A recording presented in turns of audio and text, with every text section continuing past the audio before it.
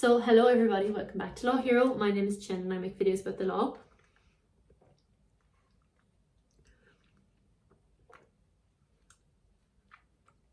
We are currently powering through our Fe1 day and we're on criminal law. I'm not going to spend too long on this. Criminal law is extremely straightforward. People usually do very well in it, but the first place we're going to go is the syllabus. So if you go to the criminal law syllabus on the Law Society's website, good old Shinkel Cummins tells us, he's not old, but you know what I mean, good old, like as in he's our friend, he tells us what to study. So the first area is principles of criminal law. This is dealt with in chapter 1 of my ebook, and basically these are things like classification of a crime, elements of a crime, actus reus and mens rea, crimes of strict liability and the case law around that, and then degrees of participation, the right to silence and presumption of innocence. All of those have to be known. When it comes to criminal procedure, this is also done on my ebook, and I would say you have to know these very, very well. It's also a handy one to do. They come up every single year. The substantive law then is broken into offences against the person and offences against the property, offences against administration of justice, and offences of a public nature. Although he says there it is outline knowledge only required, and I would say don't bother with those. Just kind of know it generally. So when it comes to offences against the person, we have murder, manslaughter, including vehicular manslaughter, infanticide, assault, rape, aggravated sexual assault and other sexual offences, abduction. I've actually never really seen abduction come up in the Fe1. False imprisonment does come up, and then offences against property. Basically it's just like the 2001 Act and like the cybercrime stuff. I do all that in one chapter. Offences against the administration of justice, perjury and contempt of court, they're all in there as well. Then there's a whole chapter on defences, and then there's one defences specific to murder, which is provocation, excessive self-defence and diminished responsibility, and having knowledge of all current statutes. Now unfortunately in criminal law you cannot bring any of your statutes in, so you're kind of like relying on your mind to remember everything. I highlight everything in yellow in my, sorry by the way I have to hold Saki, he's just was just kind of whinging a minute ago.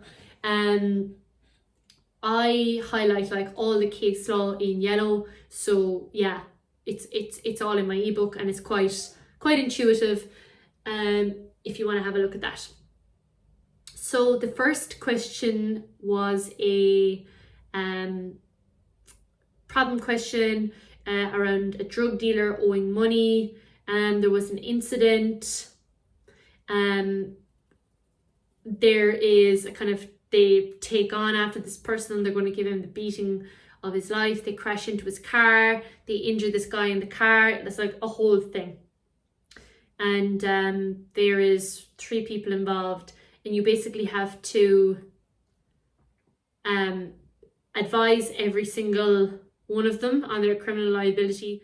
They deliberately want to cause harm in terms of intention. Injuries are serious but not life-threatening, and then they leave him. So then you have the whole causation, serious assault under the non-fatal offences against the person Act 97.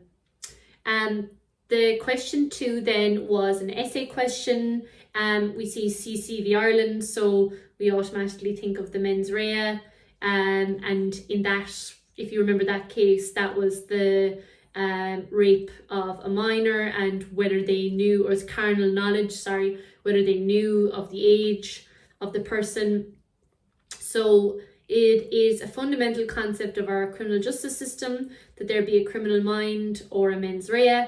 The doctrine of mens rea, the presumption of mens rea, is part of our common law. This means that whenever a section of a statute is silent as to mens rea, there is a presumption that we must read in words appropriate to require mens rea. So discuss the law on strict liability offences. Okay. Question 3 is a number of, it's two different questions One is on theft, and the other is on rape of somebody with an intellectual disability, and you have to advise the DPP on both of those. Question 4 then is a robbery and aiding and abetting. Again, the DPP, and you have 4 individuals involved. Question 5 then is a problem question where you're a solicitor. You have to advise on both the detention without charge in Ireland and the kind of the custody regulations and all of that, and then your right to silence when you're in Garda custody. Question 6 then is, if you go down, if you skip everything, what I always do is just go down to the last paragraph, and it says, discuss the classification of criminal offences in Ireland.